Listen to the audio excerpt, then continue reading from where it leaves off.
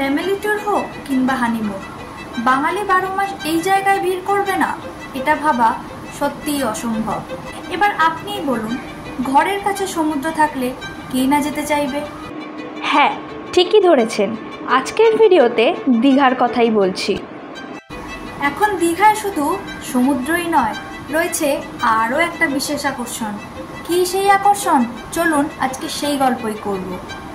দীঘার জগন্নাথ মন্দির পশ্চিমবঙ্গের পূর্ব মেদিনীপুর জেলার একটি জনপ্রিয় ধর্মীয় স্থান, যা সমুদ্র তটবর্তী পর্যটন শহর দীঘাতে অবস্থিত। এই মন্দিরটি মূলত ভগবান জগন্নাথ, বলভদ্র এবং সুভদ্রাকে উৎসর্গ করা হয়েছে। দীঘা স্টেশন থেকে মন্দিরের দূরত্ব প্রায় 2 কিলোমিটার, যা অটো বা রিকশায় সহজেই পৌঁছানো যায়। পুরনো দীঘা থেকে প্রায় 3 কিলোমিটার দূরে শান্ত ও সবুজ পরিবেশে অবস্থিত। পুরীর জগন্নাথ মন্দিরের আদলে নির্মিত, তবে আকারে তুলনামূলক ছোট। পশ্চিমবঙ্গ সরকারের উদ্যোগে এই মন্দিরটি তৈরি করা হয়।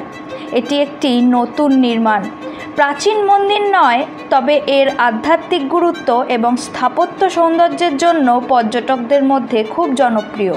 প্রতি বছর রথযাত্রায় এই মন্দিরে বিশেষ আয়োজন করা হবে বলে জানা গিয়েছে।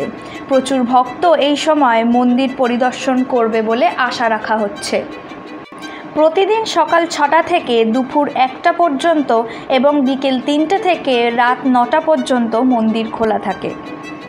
পুরীর জগন্নাথ মন্দিরের আদলে নির্মিত এই মন্দিরের চূড়া ও গঠনশৈলী কলিঙ্গ স্থাপত্যের অনুকরণে তৈরি করা হয়েছে।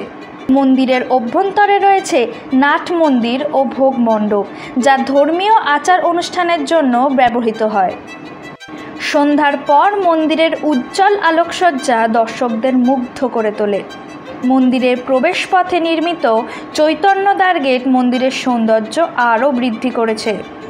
তাহলে আর দেরি না করে আপনিও সেরে ফেলুন আপনার ঘরের কাছের জগন্নাথ দর্শন। এরকম আরও ছোটোখাটো খবর জানতে হলে সাবস্ক্রাইব করুন আমার ইউটিউব চ্যানেল ঘটনা সত্য।